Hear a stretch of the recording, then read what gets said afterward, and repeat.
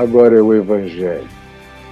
É o Evangelho daquele que tem prazer em nos levar, em nos conduzir a pastos verdejantes, a águas de descanso. E é nesse espírito que eu queria e quero que você me acompanhe. Eu outro dia estava ouvindo uma rapaziada nova que fica dando aula de teologia na internet e pensando, meu Deus, nem quando eu era menino, novinho, eu falava com essa rapidez com a qual essa garotada, os teólogos modernos, os professores youtuberianos e tudo mais falam.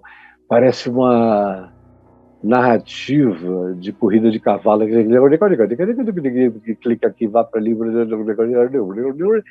Eu fiquei olhando aquilo ali, eu falei, mas ele pode, ou eles podem falar assim, porque na realidade não tem uma mensagem.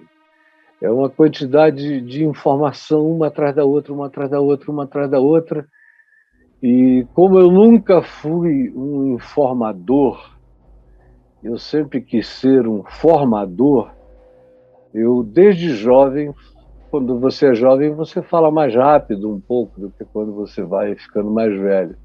Mas o meu interesse sempre foi de modo a falar pausadamente, de modo que num estádio, como eu pregava para 70, 100 mil, 80, 50 mil pessoas, cada pessoa no estádio ouvisse.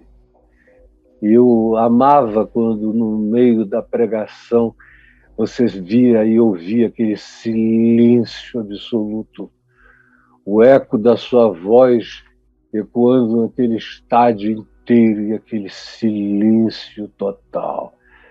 Se fosse para lá com uma corrida de cavalo, ninguém ia entender nada. E eu estou aqui acostumado a falar com essa cadência, essa calma, e quanto mais velho eu fico, mais cadente eu me torno, mas eu espero que o Espírito Santo torne essa palavra candente no seu coração, iluminadora, incendiadora, que ela chegue como uma candeia de luz, de fogo, de chama e de graça, iluminando o seu coração. Hoje eu quero falar sobre gente sofrendo muito e andando sem pastor, gente andando sem rumo, como a grande maioria das pessoas no planeta Terra. Eu não consigo nem imaginar como é viver assim.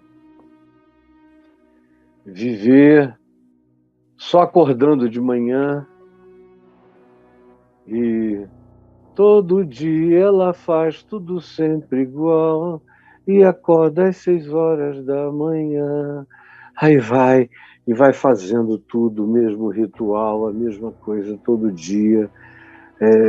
Escova o dente, lava o rosto, arruma correndo, puxa o sapato, enfia, come algo, vai mastigando, desesperado para correr, para chegar num lugar e trabalhar, voltar desesperado para chegar no outro lugar, a tempo de dormir e ainda dar jeito em alguma coisa para no dia seguinte recomeçar, até que depois de 40 anos, você, quem sabe, consegue se aposentar, aí está deprimido, está angustiado, está abandonado, já separou uma vez, 2 vezes, 3 vezes.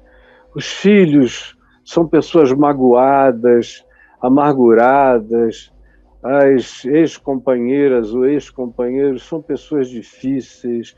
No curso dos anos, os irmãos foram se distanciando e os vínculos antigos, os vínculos significativos do passado foram se dissolvendo e as pessoas ficando cada vez mais sozinhas. E eu vejo adolescentes órfãos de pai e de mãe vivos gente desfamiliada, de família existente, gente divorciada, em casamentos vigentes, pessoas que ficaram viúvas de maridos ou de esposas que ainda dormem na cama ao lado, ou que têm filhos que existem como se não tivessem pais, ou que vão para tudo quanto constitui agenda pessoal em suas vidas, sem que isso lhes empreste qualquer tipo de significado. É só aquela agonia, é ansiedade, é um borboleteamento incessante de aflição na alma, de aflição no ser, aquela angústia. E daqui para onde é que eu vou? Aí tem que ter um homem na vida, ou tem que ter uma mulher, ou tem que ter um rol de amigos, ou tem que ter gente curtindo, botando o dedo, dizendo que você é legal, tem que ter algum tipo de validação de algum lugar. Nada faz sentido. Você termina o dia e a noite sozinho, envelhece cada vez mais solitário e abandonado em meio a pessoas que nem estão distantes, mas estão presentemente ausentes da sua vida. Você as enxerga, mas elas não lhe veem. E do lado de fora não existe um rumo legal, não existe uma proposta de vida. Você vai abraçando filosofias da hora, da moda, ou de um grupo com o qual você se identifica. Você vai tentando pertencer a clubes, a tribos, a movimentos. Você vai aprendendo as novas linguagens daquele novo gueto.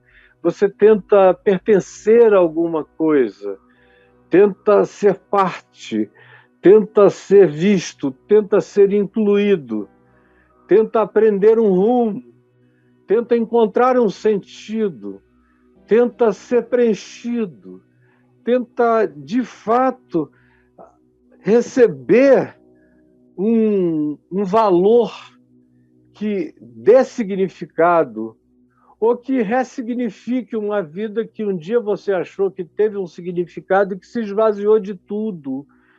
E, enquanto isso, você está aí, tentando o que aparece, já bebeu mais do que podia, já fez o que não deveria, já variou experiências sexuais que você não precisava, já botou para dentro quem você nem gostava, já ficou com quem você não admirava, até casou com quem você não tinha certeza, teve os filhos que você não sabia nem se poderia, nem se quereria ter, ou se conseguiria criar, mas foi acumulando vida, como quem joga entulho, como acumuladores desses que ficam totalmente patologizados, que moram numa casa onde coisas só entram e nada sai, e guardam tudo que não presta.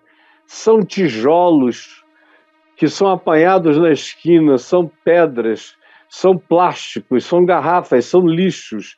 É uma cadeira largada pelo vizinho, ou alguma coisa, e o cara vai botando para dentro de casa, assim como os acumuladores físicos e de móveis abandonados e de coisas largadas, tem os acumuladores emocionais, acumulador existencial, acumulador emocional, acumulador afetivo, gente que não sabe dizer não, não quero, não vou, não é para mim, gente que se sente obrigada a acolher tudo, porque não tem rumo, não sabe para onde ir, então vai para qualquer coisa, vai com qualquer um, vai em qualquer direção, vai onde não há morada, onde não há acolhimento, onde não há aconchego, onde não há lar, porque não há lareira, não há fogo, não há abraço, não há sentido, não há carinho, não há amor, não há nada disso. Lar é o lugar da lareira, onde a gente se aquece do frio da existência. É o canto aonde as coisas fazem sentido, de onde você olha e as coisas ganham dimensão e perspectiva. Mas a grande maioria das pessoas, mesmo as que têm casa, marido, mulher, filhos, família, não tem lar, não tem lareira existencial, não tem a fornalha do bem-estar, do calor de ser, e vivem assim, como você vem vivendo há tanto tempo, e vai à igreja, e faz isso e aquilo, e lê novos lançamentos, e lê best-sellers, e segue o que estão dizendo, que todo mundo está fazendo e está sendo bom para alguém. E lá vai você, andando sem rumo, como quem tivesse um sentido. E se alguém lhe pergunta, para onde você está indo com tanta pressa?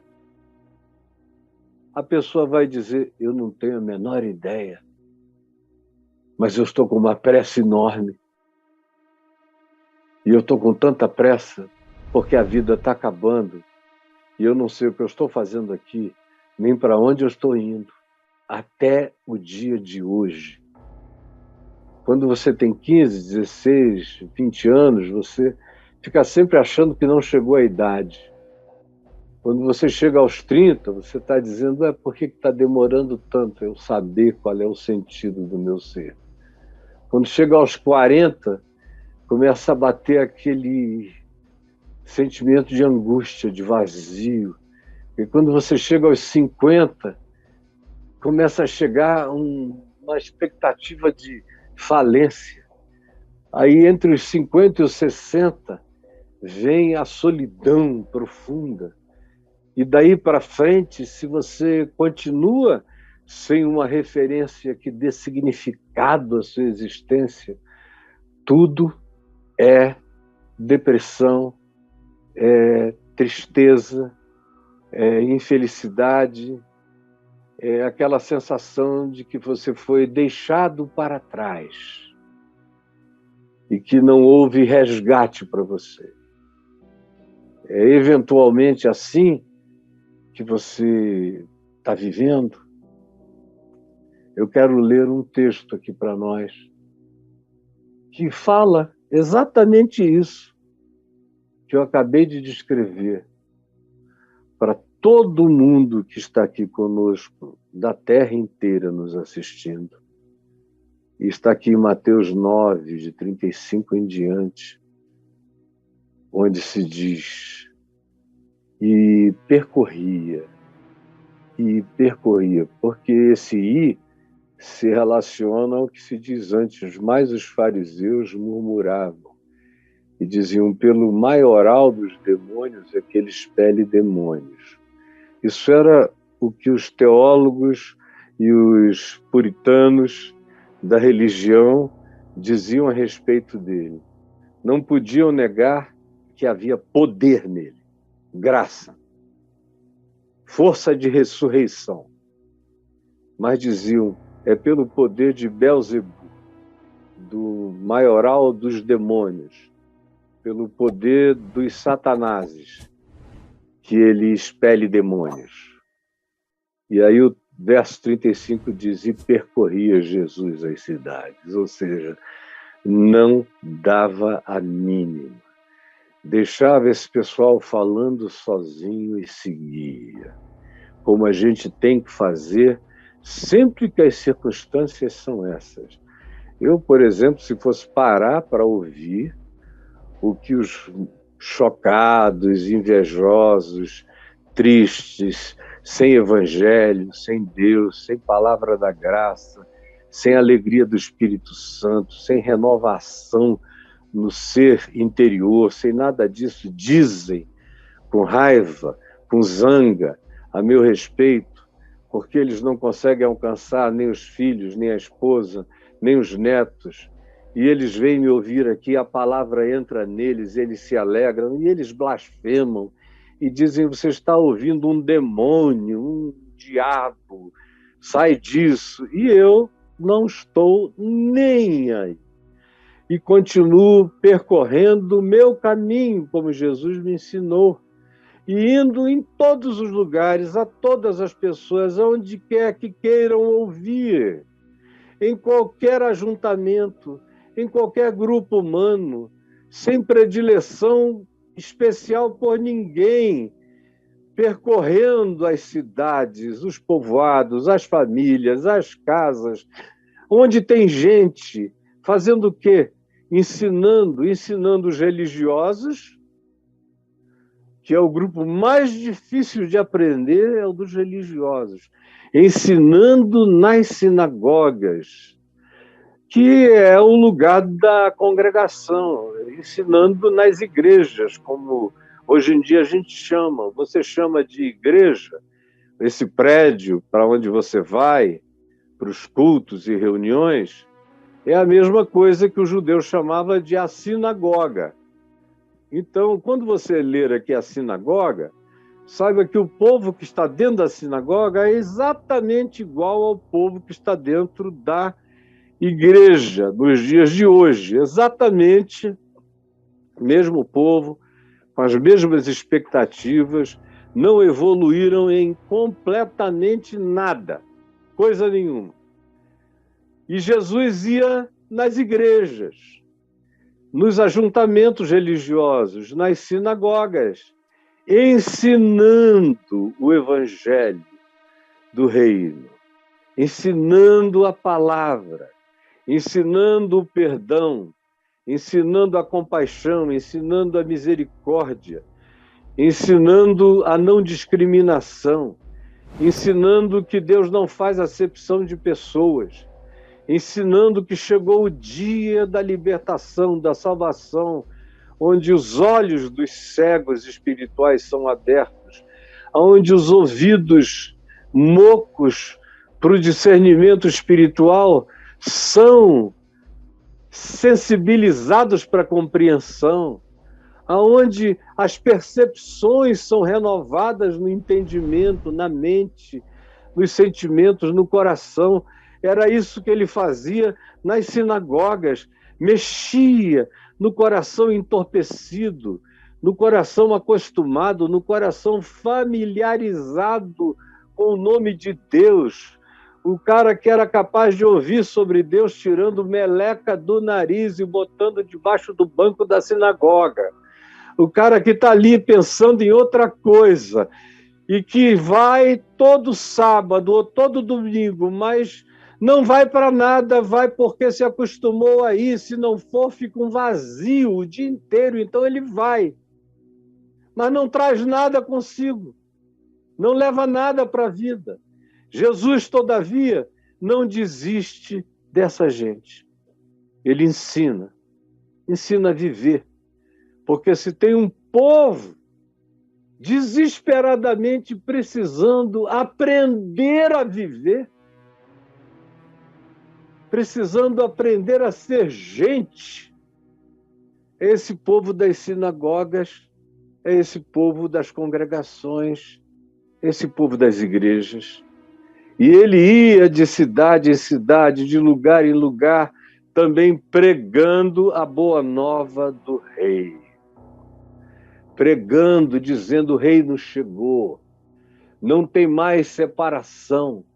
Vocês não precisam de uma geografia para encontrar com Deus, nem de um banco marcado, nem é um rabino da preferência, nem tampouco tem a ver com uma geografia de tradição.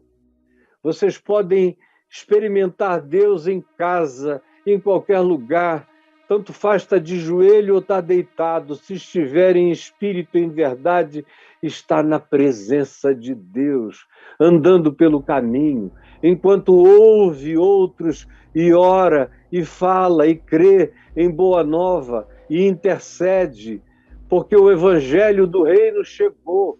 E com a chegada dele, Jesus diz, ele está à mão, está à mão.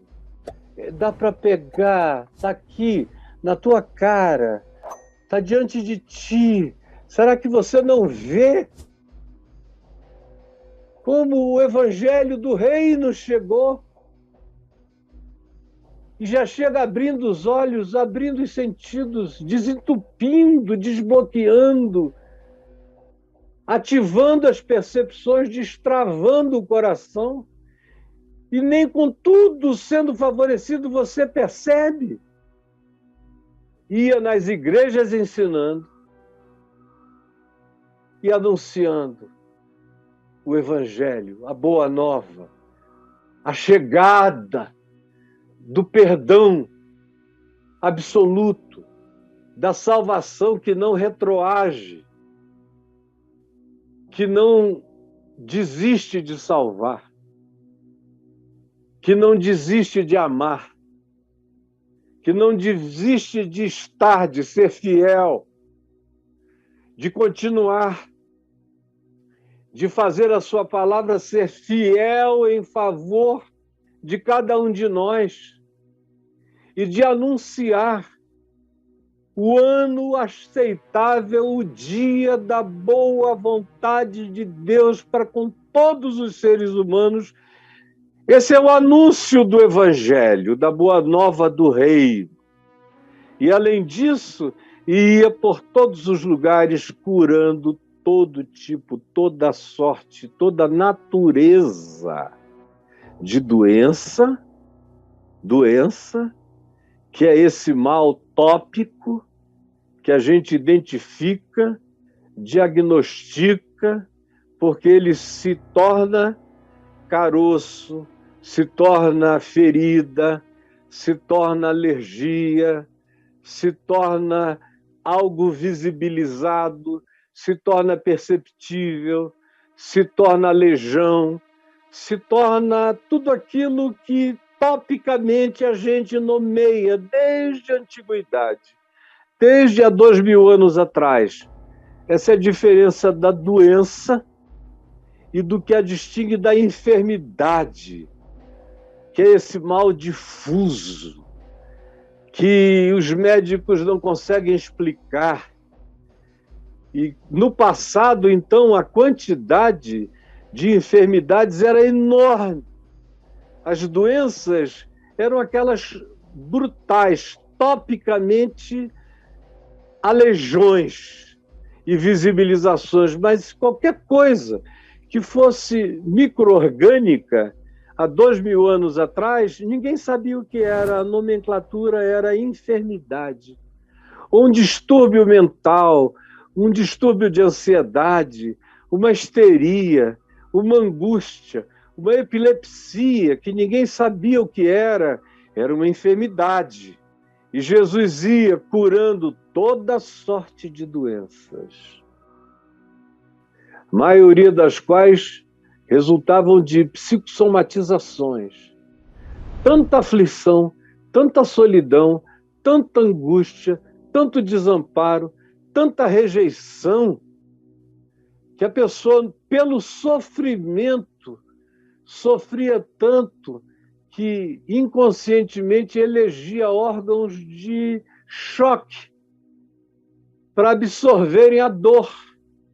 Aí é doença cardíaca, cardiopatias variadas, ou arritmias diversas, ou doenças no fígado, ou nos rins, ou nos nervos, ou doenças musculares, ou até mesmo cânceres, que são resultado muitas vezes, nem sempre, mas muitas vezes, de acumulações nervosas excruciantes na alma, que tem que vazar por algum lugar e acaba vazando topicamente como doença.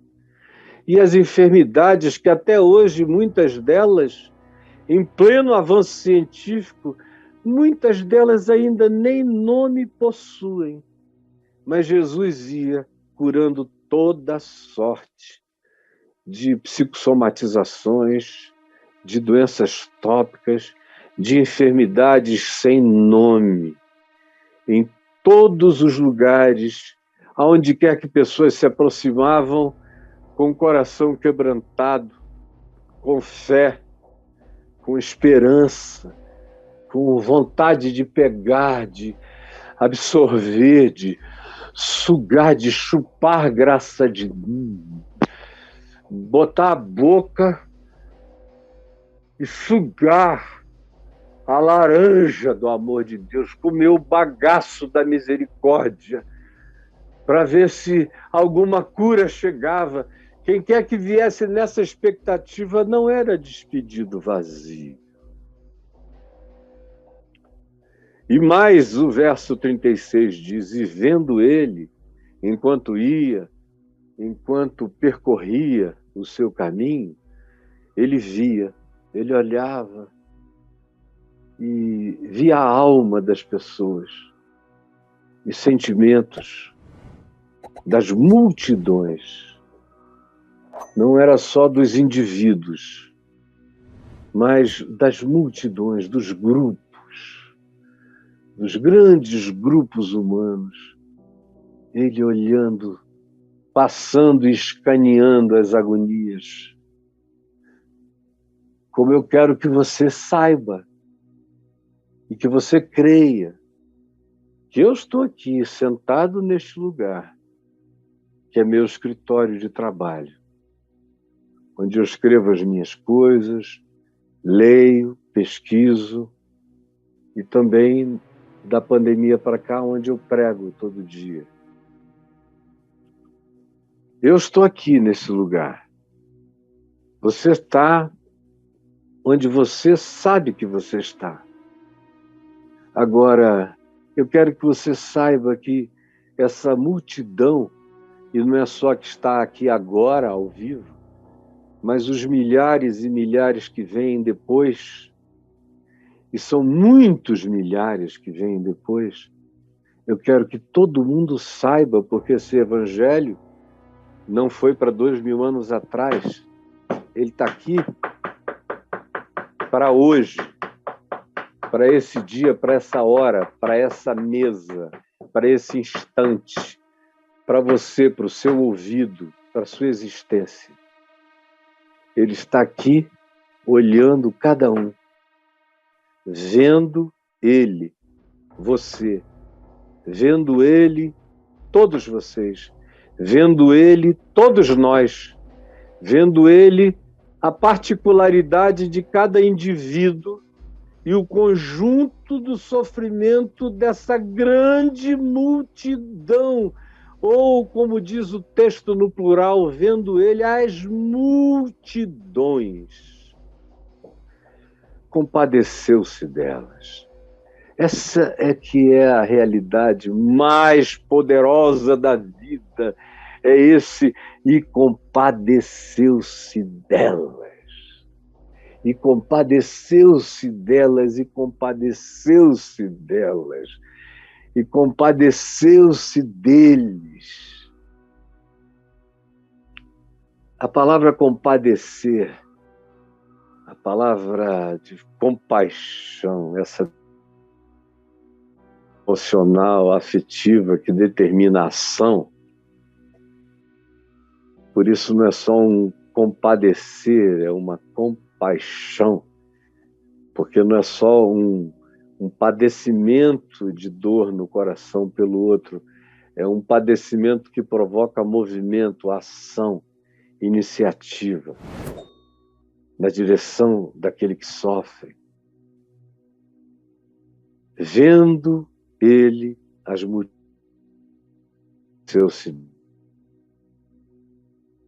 de compaixão. E a palavra compaixão, ela designa, na sua expressão, na sua significação grega, algo que tem a ver com o movimento das vísceras. É como cólica intestinal. É algo que ou você resolve ou você resolve. Não dá para ter genuína compaixão sem se pôr em movimento.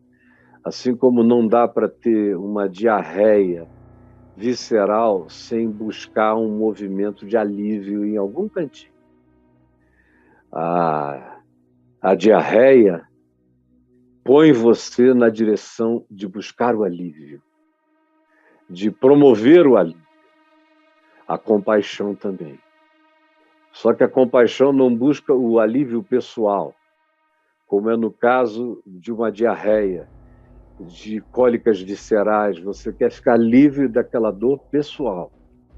A compaixão quer ficar livre da dor pelo outro, quer ir na direção do outro. Jesus está com cólicas viscerais pela dor humana.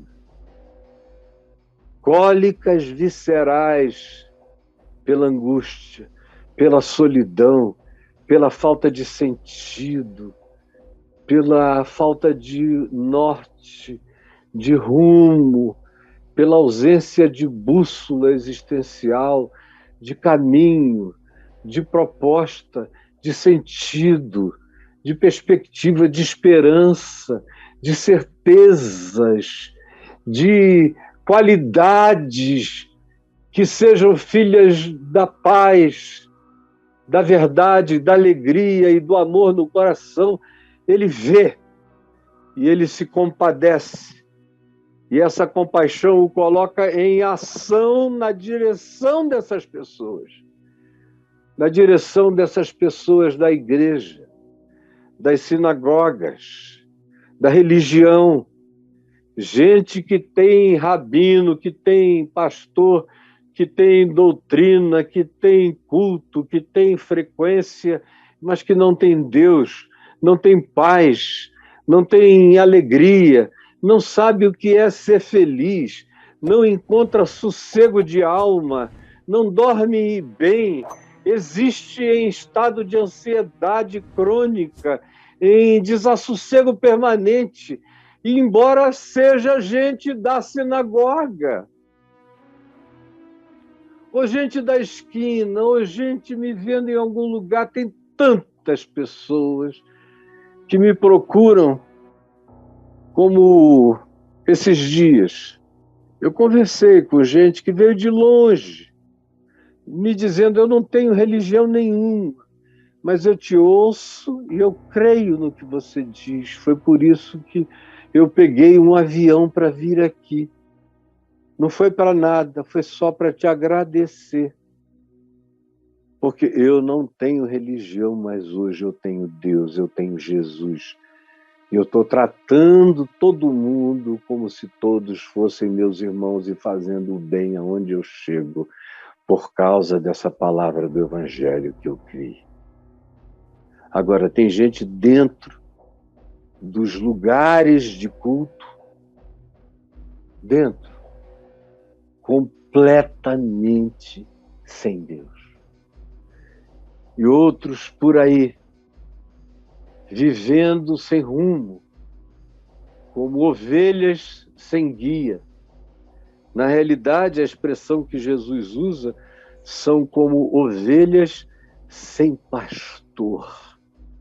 Ele se define em João, no capítulo 10, como o bom pastor que dá a vida pelas ovelhas.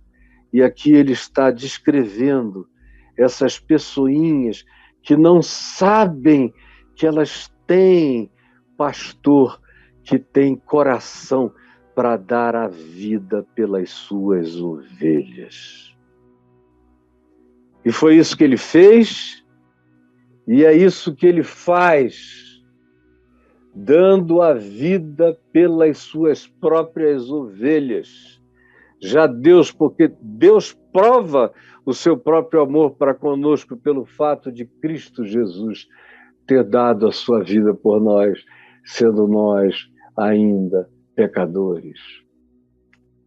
Então, vendo essas ovelhas sem pastor, como é o caso hoje, aqui e agora, então ele se dirigiu aos seus discípulos, aos que andavam com ele, dizendo: olhem só, será que vocês não veem o estado do mundo?